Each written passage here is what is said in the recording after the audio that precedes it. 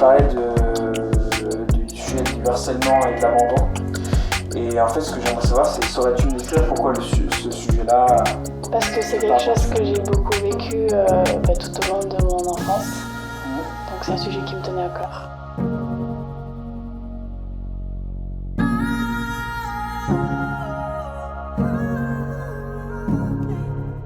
Des fois, j'arrivais tous les jours à l'école et puis sur mon casier, il y avait plein d'insultes. Il y avait mon matériel qui était dégradé, des insultes gravées sur ma table, des enfants qui m'attendaient à la sortie de l'école pour me frapper gratuitement alors que j'étais la fille discrète et qui ne demandait rien, quoi, qui embêtait personne, qui était dans un coin de cour et qui se faisait toute petite, mais pourtant on s'attaquait à moi, sans raison.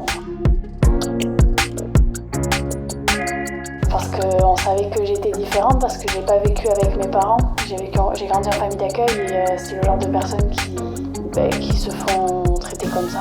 Je sais pas pourquoi, mais j'essaye d'avancer et grâce aux chevaux, du coup, ça m'aide beaucoup à ne pas y penser.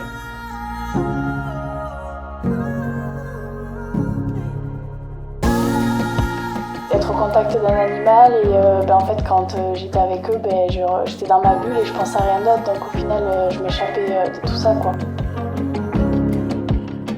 Ce qu'on ressent envers eux, c'est sincère, et puis on sent qu'on peut pas être trahi par eux en face, en fait, parce qu'ils sont toujours vrais, ils sont toujours... On peut pas être déçu par un animal, c'est pas possible.